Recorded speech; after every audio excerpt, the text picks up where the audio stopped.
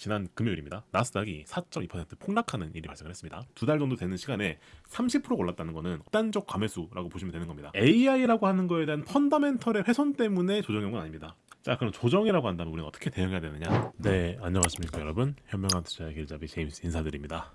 오늘은요 나스닥 조정과 금리 쇼크에 대하여 말씀을 드려볼까 합니다. 어제도 장이 좀 빠졌습니다.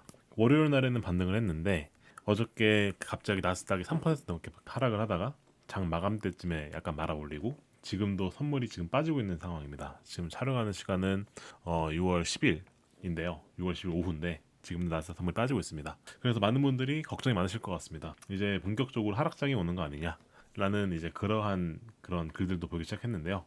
아직까지 월가의 진단들을 보게 되었을 때는 아직까지는 조정에 그칠 것이다. 자, 그럼 조정이라고 한다면 우리는 어떻게 대응해야 되느냐? 라고 하는 내용에 대해서 한번 좀 자세하게 드려보도록 하겠습니다. 일단 6월 5일이죠. 지난 금요일입니다. 나스닥이 4.2% 폭락하는 일이 발생을. S&P 500도 그날 이제 2.2% 빠졌죠. 이게 2025년 4월달 트럼프가 갑자기 관세를 매기겠다라고 했었던 이후 최대 낙폭입니다. 그래서 9주 연속 상승세에 제동이 걸렸고요. 갑자기 위험 회피 심리가 갑자기 자극이 되었습니다. 그날 조정이 왔었던 이유는 그 견조한 고용 때문에 그랬습니다. 그래서 이제 금리 인하 기대가 완전 후퇴해버렸고 국채 금리가 급등을 해서 기술주 직격. 이게 어떻게 보면은 그날 조정의 가장 큰 요인이었다. 근데 그것만 있는 건 아니었고요. 금리가 오른 거 플러스로 극단적 과매수 상태에 있긴 했어요, 시장이. 왜냐면은 시장이 애초에 9주 연속 올랐었거든요. S&P 500이 아마 다들 모르시겠지만 이란 전쟁 발발 이후로 갑자기 급반등을 하면서 9주 연속 올랐었습니다. 근데 그거에 대해서 어떻게 보면 되돌림 과정에 있다라고 보셔야 될 것 같습니다. 그리고 애초에 시장의 폭이 좁았습니다. 무슨 말이냐면은 뭐 브로드컴, 이런 퀄컴, 이런 반도체 기업들 있죠. 뭐 마이크론이나 그런 반도체 기업들 위주로 올랐던 장이다 보니까 시장이 좁은 와중에서 극단적 과매수 상태가 있었고 그 와중에 금리가 올라가니까 갑자기 급작스러운 조정이 왔다고 보셔야 될 것 같고요. 거기에 플러스로 이번 주 금요일에 스페이스 X가 상장을 합니다. 이러한 모든 것들이 복합적으로 결합이 되어서 일어난 일이다 라고 보셔야 되는 게 지난 금요일과 이번 주 일련의 조정이다 라고 보셔야 될 것 같습니다. 그 지난주 금요일 날 조정을 트리거했었던 이 고용 쇼크를 다시 한번 리뷰를 해보자면 사실 고용이 원래 예상이 8만이었는데 그날 나왔던 고용이 17만 정도로 서프라이즈가 나왔습니다. 그리고 3, 4월 수치 합산도 9.3만으로 상향이 됐어요. 이러면 어떤 일이 일어나느냐? 당연하겠지만 금리 인하 기대가 급격히 줄어듭니다. 현재 그 호르무즈 해협이 막히는 바람에 이 유가도 올라서 물가도 지금 오르고 있죠. 그렇죠? 그렇다 보니까 연내에 금리가 내려갈 것이다 라고 하는 기대가 빠르게 소멸을 했고요. 그래서 금리가 앞으로 더 오래 더 높게 유지가 될 것이다 라고 하는 그러한 기조가 현재 불가피한 상황이 됐습니다. 그렇다 보니까 국채 금리가 현재 급등하고 있습니다. 그래서 10년물 국채 금리가 이란 분쟁 이전에는 3.97 수준이었는데 현재 그 4.5 수준에서 머무르고 있습니다. 근데 국채 금리가 높다라고 하는 것은 모든 차입 비용에 어떻게 보면은 근간이 되고요. 그렇다 보니까 그 장기 인플레 프리미엄 올라가는 걸 플러스로 실물 경제에서 모기지론이라든가 그리고 사실 AI 투자 같은 경우에도 최근에는 구글이 채권 발행을 한다 뉴스는 보신 적 있으실 겁니다. 그러한 채권 발행 금리를 높이거든요. 그렇게 되면은 어떻게 보면 AI를 투자함에 있어서도 지금까지는 빅테크들이 자기들의 현금 흐름 가지고 투자를 했지만 최근 들어서는 채권 발행을 통해서 차입을 하겠다라고 하는 그러한 트렌드도 관측이 되고 있는데 이 채권의 금리가 올라가면 어떻게 됩니까? 실물 부담이 당연히 누적이 되겠죠. 그러다 보니까 사람들이 우려하는 겁니다. 이렇게 국채 금리가 높게 유지가 되면은 주식이 그냥 멀쩡할까? 라고 하는 걸 우려를 하는 거죠. 그래서 이제 조정이 나오고 있다 라고 보셔야 될 것 같습니다. 자, 그리고 채권 금리가 올라가게 되면은 아무래도 채권의 매력도 올라가죠. 채권에 투자만 하는 것만 가지고도 금리를 4.5% 정도 주니까요. 그렇다 보니까 채권 쪽으로의 그 자금 이탈이 이어지고 있어서 현재 투자증급 채권에 대한 투자가 어떻게 보면 계속 늘어나고 있습니다. 그와 동시에 미국 성장주 펀드에 대한 자금은 계속 빠지고 있다. 그래서 위험자산에서 확정 금리를 주는 자산으로 현재 이동을 하고 있다라고 보셔야 될 것 같아요. 그렇다 보니까 이 과정에서 조정이 이어지고 있다라고 보셔야 될 것 같습니다. 자, 이 금리가 높게 유지되는 하나의 요인 중 하나가 또 뭐냐면은 인플레이션이 고착화되는 이제 그러한 부분도 있습니다. 이제 오늘 밤에 5월 CPI 발표가 되는데요. 5월 CPI가 현재 예측치를 보게 되면 4%를 넘을 것이다 라고 하는 그러한 의견이 대다수입니다. 이제 물가가 4% 넘는 게 사실 되게 오래된 일이거든요. 근데 연준의 목표치가 2%인데 물가가 4% 수준으로 될 것이다 라고 하는 것은 어떻게 보면 되게 안 좋은 부분이겠죠. 근데 이건 헤드라인 물가라고 보시면 되고요. 근원 물가 같은 경우를 보게 돼도 근원 물가도 사실 현재 2.8% 수준이거든요. 그러다 보니까 연준의 장기 목표를 견고히 상회하고 있습니다. 그렇다 보니까 이 금리가 높게 유지될 것이다 라고 하는 부분에 있어서 아무래도 시장이 우려를 하고 있다라고 보셔야 될 것 같습니다. 자, 그런 와중에 시장은 9주 연속 올랐었고요. 그래서 3월 말에 그 이란 전쟁 때문에 저점을 찍은 이후로 현재 반도체 지수는 그 이후 30% 가까이 급등을 했고요. S&P는 14% 올랐고 빅테크들은 그 와중에 10% 올랐습니다. 근데 놀라운 사실은 그 이 반도체 빅테크를 제외한 나머지 기업들의 수익률을 보게 되면 어떻게 되느냐? 나머지 기업들은 마이너스 1% 수준입니다.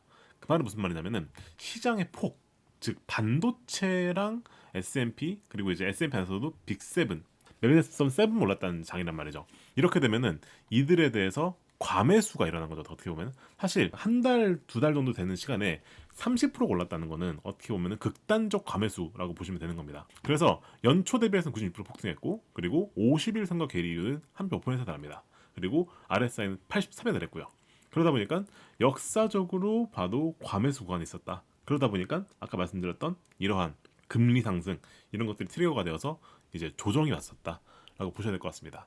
그래서 레버리지 ETF들이 이런 데서 청산이 일어나서 연쇄투매가 일어나는 일이 있었기 때문에 최근에 조정이 일어나고 있다라고 보셔야 될 것 같다라는 거죠. 자, 근데 그럼에도 불구하고 아직까지는 조정이라고 볼 수가 있는 게 보통 우리가 하락장의 시작을 보는 건 언제냐면은 장기 추세 지지선인 200일 이동평균선을 봅니다. 현재 그 나스닥 100 기준으로 봤었을 때요. 현재 나스닥 100의 주가가 29,000선에 있습니다. 근데 장기 추세 지지선은 25,000선에 있어요. 즉 25,000선까지 조정을 받아야지만이 실질적으로 하락장의 시작을 볼 수가 있는. 근데 그 이전까지는 기술적으로 봤었을 때는 아직까지 그 주요 지지선을 깨지는 않았기 때문에 어떻게 보면 조정 구간에 있다라고 보셔야 됩니다. 그러면 조정 구간으로 우리가 어떻게 대하게 되느냐? 이때는 우리가 한 번에 들어가는 건 위험하고요. 분할 매수를 하는 게 좋습니다. 그리고 시장의 폭이 좁았기 때문에 이 시장의 폭이 넓어질 거에 베팅하는 것도 되게 중요하거든요. 이제 그 부분은 제가 이따 말씀드릴 거고, 그래서 현재 조정은 어떻게 보면 아까 말씀드렸던 내용도 정확히 보면은 아직까지 하락장의 시작이라 볼 수는 없고 과열된 모멘텀을 시키는 필수적인 다지기 과정, 즉 조정 과정에 있다라고 보셔야 될 것 같다는 거죠. 그럼 이 조정 언제까지 갈 것이냐? 이 부분을 보려면은 향후에 예정된 이벤트들을 봐야 되는데 6월 12일 날에 스페이스 X가 상장을 합니다. 사실 이 부분도 유동성을 흡수하는 걸로 작용하기 때문에 조정의 트리거 중 하나로 작용하고 있거든요. 그 말 무슨 말이냐면은 6월 12일에 이제 이 스페이스 X가 상장하기 전까지는 좀 조심할 필요가 있다. 즉 유동성이 아직까지는 이쪽으로 흘러가는 단계에 있기 때문에 이 스페이스 X가 상장이 되고 일정 시간이 경과를 해서 다시 유동성이 풀리기 시작해야지만이 아마도 다시 조정에서 급반등이 일어날 수 있는 가능성이 생기게 될 거고요. 그래서 이 어떻게 보면 유동성의 블랙홀이라고 불리는 스페이스 X의 IPO가 끝난 그 직후까지는 지켜보셔야 된다라는 말씀 드려야 될 것 같고, 그리고 현재 이렇게 조정이 일어나게 되면은 패시브 펀드들이 기계적 리밸런싱을 하게 됩니다. 아까 말씀드렸던 채권으로 가는 리밸런싱 그것도 있을 거고요. 그래서 그러한 리밸런싱이 끝날 때까지 기다려야 된다. 그게 어떻게 보면 이제 6월 달이라고 보시면 돼요. 이제 그런 부분들을 저희가 기다릴 필요가 있다 말씀을 드려야 될 것 같고요. 그 이러한 전반적인 거에 대해서 현재 월가의 시세는 어떻느냐? 아직까지는 대부분의 하우스들이 강세를 유지하고 있습니다. 근데 최근 들어서는 뱅크 오브 아메리카 같은 곳에서는 슬슬 경고음이 나오기 시작했어요. 그래서 현재 트렌드를 보게 되면은 CT, 웰스파고, 모건 스탠리 같은 경우는 아직까지 강세로는 보고 있고요. 그리고 골드만삭스, JP 모건 같은 경우에는 S&P 500의 연말 타겟을 7,600 정도로 보고 있습니다. 근데 현재 S&P 500이 대략 한 7,400, 300선이거든요. 즉 상승 여력이 그렇게 크지 않다고 보고 있는 거죠. 즉 신중론을 보고 있는 거라고 보시면 될 것 같고요. 시티그룹, 웰스파고, 모건 스탠리는 현재까지 되게 낙관을 펼치고 있습니다. S&P가 아직 더 올라갈 수 있다고 보는 거죠. 근데 뱅크 오브 아메리카 같은 경우에는 어떻게 보고 있느냐? 여름에 조정할 수 있다. 그래서 S&P 연말 타겟을 7,100, 지금보다 낮은 가격으로 보고 있죠. 그래서 현재 월가 하우스 의견 보게 되면은 엇갈린 전망을 펼치고 있으나 아직까지는 강세를 본 하우스가 아직까지 많다라고 보셔야 될 것 같아요. 자, 이제 강세론과 중립이론 그리고 이제 약세론 하나씩 보겠습니다. 일단 모건 스탠리 같은 경우에는 건전한 리셋 과정이다. 어떻게 보면 지금의 조정은 건전한 리셋이다. 그래서 과도하게 확장된 시장, 즉 되게 반도체 위주로 집중이 됐었던 시장이 필연적이고 건전하게 리셋되고 있다라고 현재 보고 있고요. 그리고 아직까지 연말에 대해서는 목표치에 대해서는 아직까지는 좋게 보고 있다라고 보고 있습니다. 그 근거로 아직까지 기업들의 실적이 좋은 상황이다. 특히나 반도체 실적은 아직까지 좋다고 얘기를 하고 있고요. 근데 조건부 경고를 하고 있는 게 뭐냐면은 10년물 국채 금리가 4.5%를 고착 상환해서 이제 그 부분 머물 시 그때는 멀티플 압박이 올 수가 있다. 그렇게 되면은 이제 인플레가 가속되는 것을 어떻게 보면 시장이 우려하는 거겠죠. 이게 꼬리 위험이다. 즉 이 부분 때문에 시장이 내릴 수는 있다라고 보고 있는 게 모건 스탠리의 의견이고요. 그리고 그 시티그룹 같은 경우가 AI에 대해서 되게 좋게 보는 하우스 중 하나인데 여기서는 S&P의 이익이 이 AI 슈퍼 사이클 때문에 앞으로도 좋을 것이다. 그래서 기업은 결국 주식은 결국 실적에 따라가기 때문에 실적이 좋으면 무조건 좋을 수밖에 없다라고 보는 게 CT의 의견이다라고 보셔야 될 것 같습니다. 자, 그럼 신중하게 보는 하우스들은 어떻게 보고 있느냐? 사실 아까 말씀드렸던 그 모건 스탠리 의견과 그를 같이 합니다. 골드만삭스 같은 경우에는 7,600선을 보고 JP 모건은 7,600선 똑같이 봅니다. 근데 이 둘 다 왜 그렇게 보고 있느냐 물어보게 되면은 다 뭘 찍냐면은 금리를 꼽습니다. 금리를. 골드만삭스도 이렇게 보게 되는 이유에 대해서 금리 인하가 지연되는 거다. 그래서 금리가 지연되기 때문에 연말 목표치를 높이지 않는다라고 얘기를 했고요. JP모건도 10년물 국채 금리가 높은 게 우려가 된다라고 얘기를 하고 있습니다. 그래서 그 공통점을 보시면 다 나오게 되죠. 월가 하우스도 공통점으로 이제 우리가 보는 게 뭐냐면 이 채권 금리 그리고 기준 금리 이게 어떻게 보면은 증시의 리스크 요인이다라고 공통적으로 보겠단 말이죠. 그리고 뱅크 오브 아메리카가 이제 가장 보수적으로 보는 하우스 중 하나인데 여기도 마찬가지로 왜 그러하냐고 보냐면은 실질적으로 봤었을 때 금리 인상, 금리가 올라갈 위험이 시장을 과소평가하고 있다라고 보고 있습니다. 그리고 반도체에 쏠려 있는 부분이 어떻게 보면은 위험 불감증이라고 보여진다라고 하는 거죠. 그래서 월가 하우스들이 얘기하는 걸 다 보게 되면 공통된 의견들이 있는 게 첫 번째, 금리가 높은 게 증시의 리스크다.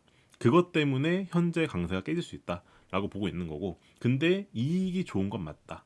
근데 그거에 대해서 금리 리스크를 얼마나 반영하느냐에 따라서 각 하우스들이 의견을 달리하고 있다라고 보셔야 될 것 같다 말씀이죠. 그래서 종합해서 보게 되면 그 아까 말씀드렸던 것처럼 세 개의 하우스는 강세론을 보고 있고, 두 개의 하우스는 중립론을 보고 있고, 그리고 하나의 하우스는 현재 좀 약세론을 보고 있다. 근데 4개 이상의 하우스가 현 수준 이상 제시하고 있기 때문에 아직까지는 건전한 조정으로 보는 게 맞지 않겠느냐라고 하는 게 제 개인의 의견이겠다라고 보셔야 될 것 같습니다. 자, 그리고 이 4개 하우스 모두가 제안하는 건 뭐냐면은 섹터 로테이션과 분산을 지금부터 할 타이밍이라고 얘기하고 있어요. 모두가 공통적 제안이 뭡니까?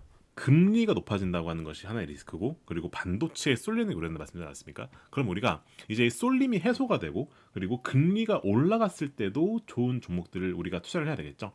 그것을 봤었을 때는 미국의 방어주, 필수 소비재 이런 부분들이 좋을 수 있고, 그리고 고배당 ETF들 이거는 인플레이션 장기화에 따른 거에 대한 베팅입니다. 그리고 인플레이션이 결국 이제 위험이니까 원자재에 대한 투자 이 부분도 우리가 같이 고려할 필요가 있겠다. 그래서 이런 부분들로 분산 투자를 하는 게 좋겠다라고 각 하우스에서 제시를 한단 말이죠. 그래서 이제는 어떻게 보면은 그 반도체가 이제 간다라고 하는 거에 더해서 고금리와 그리고 원자재의 상승, 즉 인플레가 어떻게 보면 리스크이니까 이것들의 분산 투자를 해서 리스크를 줄일 필요가 있겠다. 그게 올해 하반기를 관통하는 최적의 자산 배분 전략이다라고 보셔야 될 것 같다는 말씀입니다. 자, 결론입니다. 일단 이 AI라고 하는 거에 대한 펀더멘털의 훼손 때문에 조정한 건 아닙니다. 사실 이번에 조정이 왔던 게 그 이제 금리가 올라가는 부분 그리고 과도한 쏠림 때문에 조정이 온 것이지 사실 반도체 AI라고 하는 거에 대한 펀더멘털 훼손은 아직까지 없습니다.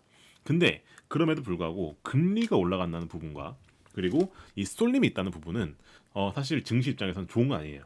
그렇기 때문에 조정이 현재 오고 있습니다. 근데 이런 상황에서는 우리가 전략적 인내심을 가질 필요가 있습니다. 조정을 기회로 담아서 우량한 AI 하드웨어 기업들을 저가 매수를 하는 걸 탐색을 하면서 동시에 방어주와 아까 말씀드렸던 원자재에 대한 해지 그런 부분들을 동시에 가져가는 게 어떻게 보면은 현재 우리가 취해야 될 전략이다. 그래서 현재 이 조정이 뭔가 경착륙이나 신용위기로 시작되지 않는 한 하락장까지 가진 않을 겁니다. 왜냐하면 AI 슈퍼사이클의 압도적인 이익 모멘텀, 즉 이 반도체에 대한 이익 모멘텀은 아직까지도 장기 우상 궤도를 지지하고 있거든요. 그래서 시장의 조정은 항상 위기로 다가올 수는 있겠지만 이럴 때 우리가 겁내지 말고 냉정하게 냉철하게 대응을 하면은 다음 도약을 위해서 우리가 더 나갈 수 있다라는 말씀을 개인적으로 드리고 싶습니다. 자, 이렇게 냉철한 데이터의 바탕으로 해서 객관적 투자를 지향하는 걸 저희는 퀀트 투자라고 부릅니다. 그래서 이 퀀트 투자를 함께 하고 싶으신 분들은 저희 고정 댓글 참고하시면은 여기 그 상담하기 버튼이 들어있는 링크가 들어있습니다. 펀드 투자 시작해보고 싶으신 분들은 상담하시는 건 공짜이니까요. 한번 꼭 여기에 있는 이 링크 참고하셔서 상담 신청 버튼 한번 누르셔서 상담해보시기를 개인적으로 권장을 드리고 싶습니다. 네, 그럼 오늘 영상은 여기서 마무리하도록 하겠습니다. 저희 유튜브 채널 구독과 좋아요, 알림 설정까지 꼭 부탁을 드리겠습니다. 그럼 저는 다음에 인사를 드릴게요. 감사합니다.